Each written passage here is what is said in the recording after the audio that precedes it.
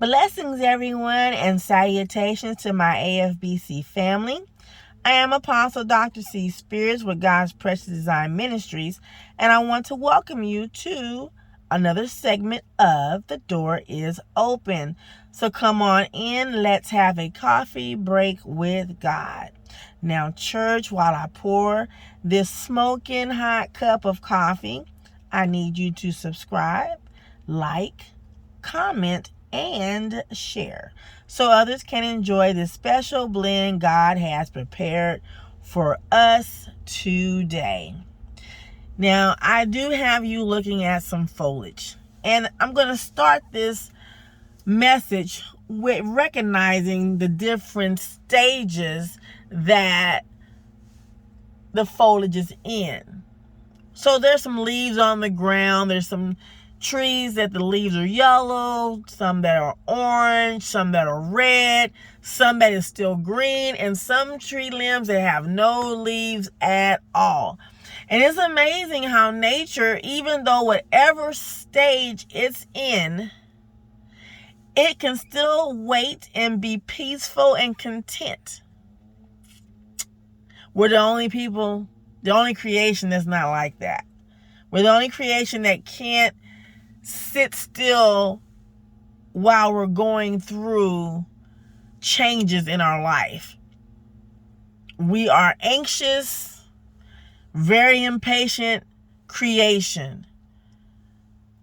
But the tree, it sits there and patiently waits for the change to be complete. Some of these trees won't make it through the winter. Some will. Some of these trees will stay green all year long. Some will lose all their limbs or all their leaves. Some will keep a few.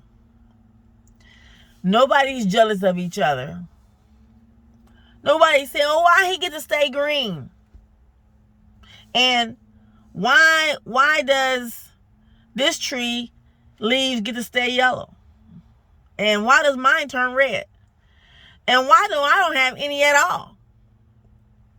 But if those trees were God's creation, humans, us, mankind, that would be the whole discussion. And we would be envious of each other. But the common denominator is this. All of us are going through some type of change, some type of shift of some nature. So why be jealous of the next person? You have no idea what that person is going through. All you know is that person is changing.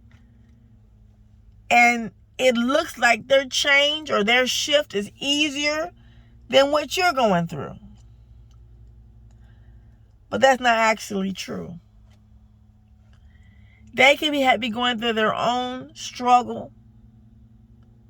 Their change could be great for them.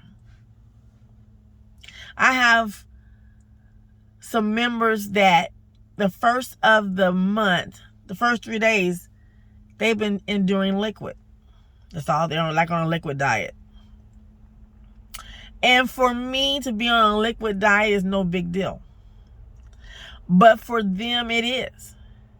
But what is a big deal for me, I can understand and have empathy for what they're enduring, because what is a struggle for me, I understand how it feels to have a struggle. And it may not be the same struggle as the next person, but nonetheless, it's still a struggle. And so they wouldn't want to wear my shoes. And of course, I don't want to walk a day in anyone else's. But mankind is such a envious creation. And therefore, on the outside looking in, it says, oh, well, all you do is have to drink liquid for 3 days. That's easy. But who are you to say that? Because God have you do something that's a struggle for you, and it would make you upset for somebody to say, oh, that's so easy. We need to be able to look at one another and realize that we all have different situations that we deal with. Some have yellow leaves, some have red leaves, some are still green, some don't have any leaves at all. Regardless on where you are, understand these trees have a common denominator. They are all enduring some type of shift or change. And the one with the red leaves can't tell the one with the yellow leaves, your change is easy and my change is hard. The one with the green foliage can't tell the rest of the trees, or the tree with no limbs or leaves, that is easy. What you're doing is easy. I'd rather go through what you're going through. Because in all actuality, I don't care what you are enduring. A struggle is a struggle, and it doesn't matter who's enduring it. It's still considered a struggle. This takes me to the story of Joseph. And how at the age of 17, he upset his siblings because he began to change, and he began to experience new things. And one of them was dreaming and having dreams. If you want to read about the story of Joseph before he was put into the hole by his siblings, it starts around Genesis chapter 37. But we're just kind of going to go through this a little bit and talk about Joseph, because he's one person that really had to endure a few things before he got to a place where he was put above his enemies.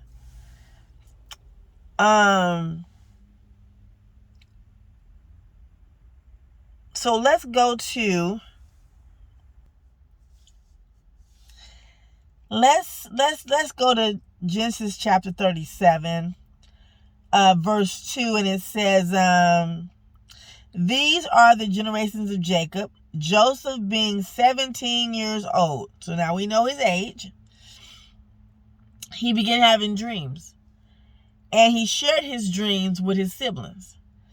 And the dream was pretty much to say, I am going to be above all of you. Like to say, you're going to have to bow down to me. Now, he's the youngest at that time. And so that's like your younger sibling coming to you and saying, you know what? When I get older, you're going to bow down to me. I'm going to make more money than you or something. And they didn't take that too well. And he had this dream more than once, and he shared the information. And so they began to dislike him. And the word says that they began to plot how they were going to get rid of Joseph. Like, if you're no longer around, that can't come to pass because you're not going to be here. The word says here, Genesis 37, verse 12. It says, and his brethren went to feed their father's flock in Shechem. Verse 13, and Israel said unto Joseph, do not thy brethren feed the flock in Shechem? So he's asking a question, is that where they are? He says, come, and I will send thee unto them. And he said to him, here I am. Verse 14, and he said to him, go, I pray thee, see whether it be well with thy brethren and well with the flock, and bring me word. So he says, go check on your brothers, go check on see what they're doing, and bring a report back to me. So he says, so he sent him out of the vale of Hebron, and he came to Shechem. Okay. Verse 15 says, and a certain man found him and said, behold, we was wandering in the field, and the man asked him, saying, what seekest thou? And he says, and he said, I seek my brethren, tell me, I pray thee, where they feed their flocks. Verse 17 says, and the man said, they are departed hence, for I heard them say, let's go to Dothan. And Joseph went after his brethren and found them in Dothan. Now, it goes on to say, and when they saw him afar, even before he came near to them, they decided they were going to slay him. Okay?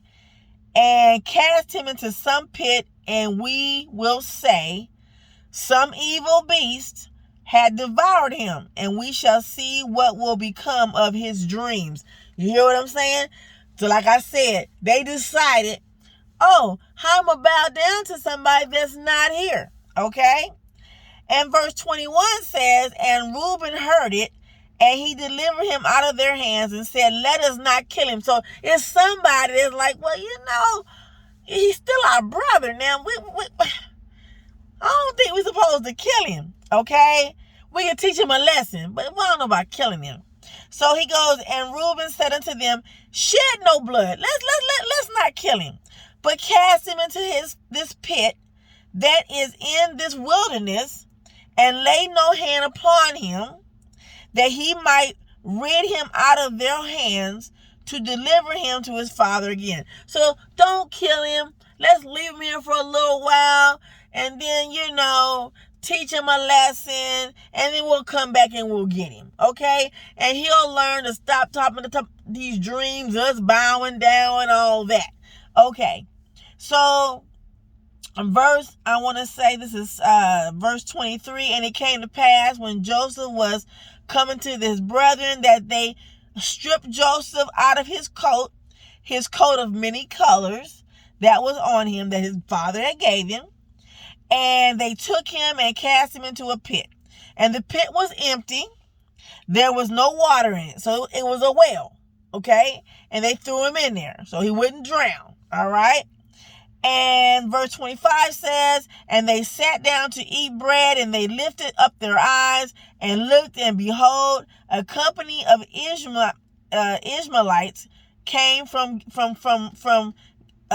Gilead, with their camels bearing spicery, balm, and myrrh, going to carry it down to Egypt. Okay? So now they say, and Judah said unto his brethren, what profit is it if we slay our brother and conceal his blood? What's the point of lying about it? How about, he says, verse 27 says, come and let us sell him to the Ishmaelites. Okay? So why kill him? Okay? Why shed his blood? And then, what does that profit us? That don't profit us nothing. Our daddy gonna grieve, Eventually we're gonna get in trouble for putting him in a pit and trying to teach him a lesson. But if we sell him now, we can get a little change off of him, all right? And then we know that he'll be okay. We didn't kill him. We didn't shed no blood. So the brother said, all right, we'll do that. So then it says, then there passed by Midianites merchantmen, and they drew and lifted up Joseph out the pit, and sold Joseph to the Ishmaelites for 20 pieces of silver. Now, I'm going somewhere else with this right now, just real quick. And I'm not saying Joseph is anything like Jesus, because Jesus is a Messiah, right? And he's the Christ, and he shed his blood on Calvary for mankind. But it's really interesting, these shekels here, these pieces of silver. Judas was given some silver too. So many, and I bet if I go look, it'll be about the same amount of money that they got for Joseph. Just keep that in mind. Keep that in mind, okay? And so they brought Joseph to Egypt. So this is how Joseph gets to Egypt. Okay. Verse 29 says, and Reuben returned into the pit, and behold, Joseph was not in the pit, and he rent his clothes. Now, Reuben, this is the one that was like, don't kill him, don't this, don't that. They had left the pit unattended for 2 seconds, and somebody else then pulled him out the hole and sold him to the Ishmaelites. All right. They still didn't get no money for him. They still ain't got no benefit, and now they really think something happened to him. It says, and they took Joseph's coat and killed a goat and dipped the coat in blood, and they sent the coat of many colors, and they brought it to their father and said, this have we found. Know now whether it be the son's coat or not. And he knew it and said, it is my son's coat. An evil beast has devoured him. Joseph is without doubt rent in pieces. And Jacob rent his clothes and put sackcloth upon his loins and mourned for his son many days. Because, what happened to my son? He's the one that sent him out to check on his brothers and bring back a report. Okay? So now, poor Joseph is in Egypt. And so the Midianites sold him into Egypt, into Potiphar's house, an officer of Pharaoh's and the captain of the guard. So this is where he's in Potiphar's house. We're going to Genesis chapter 38. It goes on to talk about, now I'm not going to read this verbatim, I set the stage. I'm going to go ahead and just tell you what happened so this video doesn't be entirely too long. But Joseph goes through a string of situations. So everywhere Joseph goes, even though the coat of many colors, he no longer possessed it. But when God gives you a gift and a purpose, even though you don't have anything that represents that in the natural, but spiritually, people address you and treat you a certain kind of way according to the purpose, okay? So the coat was given to him to say he was like a man of valor. And so everywhere he went, he was treated like a man of valor. Even though he didn't have no credentials to present, he didn't have no coat to show you, he still was treated. God still had folks treat him in the capacity that he required, that he deserved, even though he was going through these different stages. Now, the first stage, he's in Potiphar's house. Potiphar, he's 17. Let's say he's 18 now, just give or take. And he's probably a good-looking young man, okay? He's strong and whatnot. So Potiphar's wife has got her eye on him, right? So she advances toward Joseph. Joseph refuses her several times, okay? And so now she's feeling some kind of way. So what she does is she rents his clothing, or tears it, and then screams bloody murder. And so when the officers come to check on her, she says what? He tried to rape me. He tried to do me something. So they throw him in jail, okay? Now, that's the first situation or second situation he had to deal with. Now, while he's in jail, he eventually becomes a person of interest in jail. Among all these people, they decide to make him like a jailer or someone that looks over the inmates. I can't remember what that's called, but you know what I'm talking about. Someone he's still a prisoner, but he has a little bit of responsibility. So they got these other prisoners there because remember, even though he doesn't have his coat or no one, he doesn't have a title, God is still using him. So these people had dreams inside of the prison. Not only can he have a dream, but he can interpret a dream, okay? So now he is, let me find it for you. What I want to say is a butler and a cook, okay? And so they have these dreams. Let's go to Genesis 39. So I can read that for you. want to make sure that you see it. So Genesis 39 is about his Potiphar's wife and how he was put in prison. Okay. If we go to Genesis chapter 40, we're talking about the butler and the baker. All right. So let's see here. Okay, so verse 2 says of Genesis chapter 40, verse 2. It says, "And Pharaoh was wroth against two of his officers, against the chief of the butlers, and against the chief of the bakers, and he put them in ward in the house of the captain of the guard, into the prison, the place where Joseph was bound." Okay.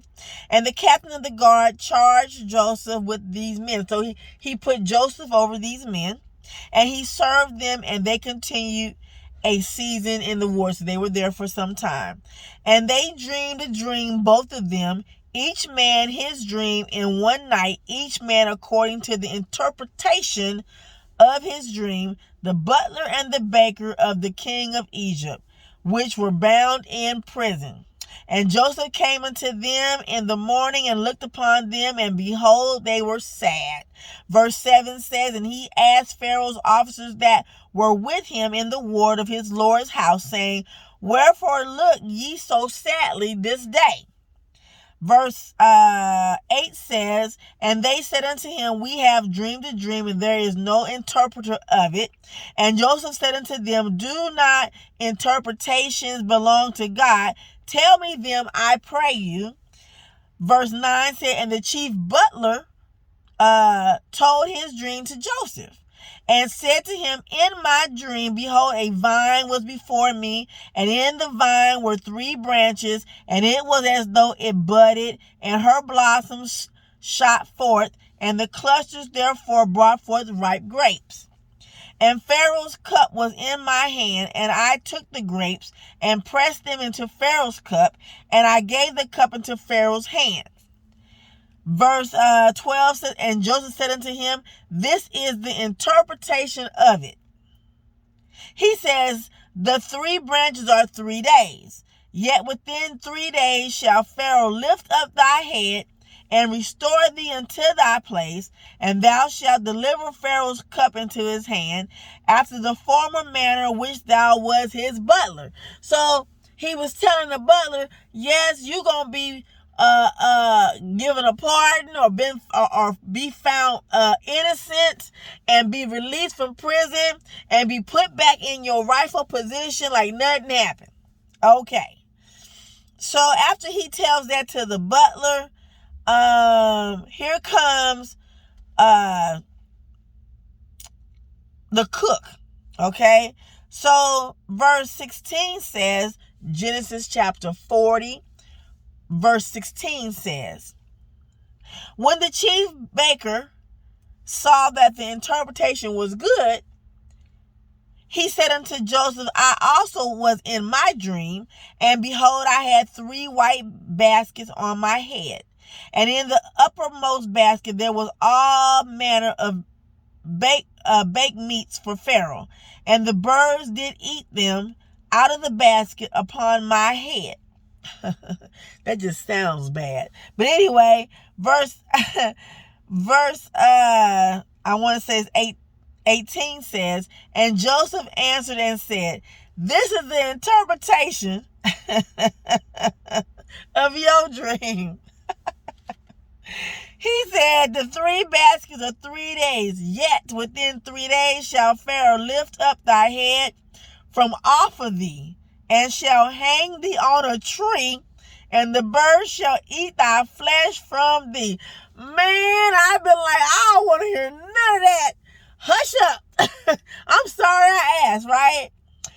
Verse 20 says, "And it came to pass the 3rd day, which was Pharaoh's birthday, that he made a feast unto all his servants, and he lifted up the head of the chief butler and the chief of the baker among his servants, and he restored the chief butler, but he killed the chief baker."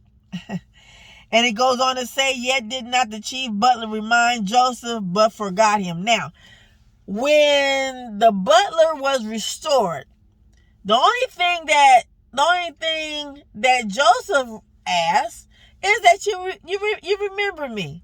Remember I'm here. Like, put in a good word for me, right? How many times have you done stuff for folks and all you say is, hey, just keep me in mind, keep me in prayer, give me a call once I check on me, see how I'm doing, and you give them what they need, or God uses you to bless them and you don't see them or anything. They forgot all about you. You're going through all what you're going through, but it doesn't matter. Nobody recognizes it until later on. Okay, so we're going to go to Genesis chapter 41. It says, verse 1, and it came to pass at the end of 2 full years. Now, the butler forgot about this man for 2 years. And the only reason why he even came to thought was because Pharaoh had a dream and no one could interpret it. And now the butler, 2 years later, is going to have an aha moment. Aha! There's somebody in prison that interpreted my dream. Maybe he can interpret yours. So, we go down to, let's see. Let's skip down to verse 12. Genesis 41, verse 12. And it says, and there was with us a young man, and he was a Hebrew, servant to the captain of the guard. We told him, and he interpreted our dreams. So Pharaoh sends for Joseph out of the dungeon. 2 years later, the man is sitting in prison for something he did not do, but God is still using him. And then after I bless you with an interpretation and it come to pass, the only thing I ask you to do is not forget about me. And 2 years later, 2 years later, I've been sitting in this hole for 2 years. Okay, but all right, here I come. Pharaoh sent for him. And Pharaoh tells his dream to Joseph. And verse 16 says, and Joseph answered Pharaoh, saying, it is not in me. God shall give Pharaoh an answer of peace. And Pharaoh said unto Joseph, in my dream, behold, I stood. So he told Joseph the dream. And basically Joseph tells Pharaoh, hey, this is a heads up. You're going to have 7 years of prosperity. And then you're going to have 7 years of famine. So you need to take the 7 years of prosperity and not spend it, but put it up. Because shortly after that, you're going to experience 7 years of famine, and we're going to be the only folks that's going to have food. And you know what I'm saying? And so your money and your income and your resources, you're going to be the only one that has this. Okay? So, verse 29 says, and Joseph said unto Pharaoh, the dream of Pharaoh is one, God has showed Pharaoh what he is about to do. The 7 good kin are 7 years, and the 7 good ears are 7 years. The dream is one, and the seven thin and little favorite kin that come up after them are 7 years, and the 7 empty ears blasted with the east wind shall be 7 years of famine. So that's what he and shared with him. Okay. And so verse 32 says, and for that the dream was doubled unto Pharaoh twice. It is because the thing is established by God, and God will shortly bring it to pass. So frequency, I've told someone this, a member, frequency of a dream represents time. If you have a dream and you don't have it again for several years, that represents time. But if you have a dream, you had it tonight, you have it tomorrow night, that means that it's going to happen sometime soon. God is trying to prepare you right now. Get your mind right. This is about to go down. This is why it says pay attention to signs and wonders, okay? So, verse 35 says, and let them gather all the food of those good years that come and lay up corn under the hand of Pharaoh, and let them keep food in the cities.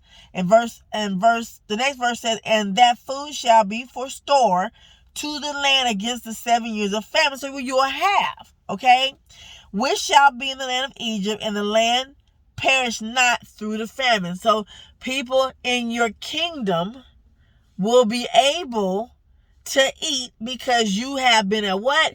Good steward of what God has given you. You didn't take it and go spend it or splurge.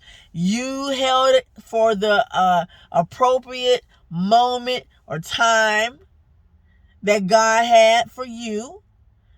And so you had provision at that time. So verse 41 says of Genesis chapter 41, and Pharaoh said unto Joseph, see, I have set thee over all the land of Egypt. And Pharaoh took off his ring from his hand and put it upon Joseph's hand, and arrayed him in vestures of fine linen, and put a gold chain about his neck. And he made him to ride in the second chariot which he had, and they cried before him, bow the knee, and he made him ruler over all of the land of Egypt. Now look at there. So this gives us a time frame, okay? He was put in the pit. He was sold into slavery. He was put in a jail, and he stood there for 2 years. And then God brought him out of his situation and his struggle and had him put in a place above, just like that cloak that he had, that garment of color, rays of color. God put him where he's supposed to be, even though they had took the jacket, tore it, and put blood on it to present it to his daddy. He still was walking under that purpose. All right?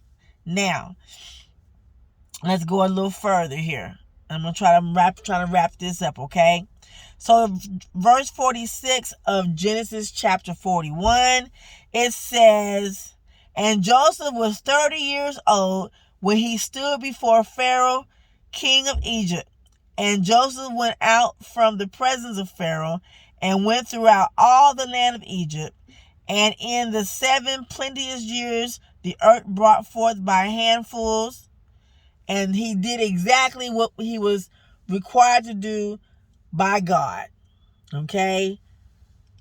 Now, it also gives us some time, because this word says right here, Genesis 41, verse 46, and Joseph was 30 years old.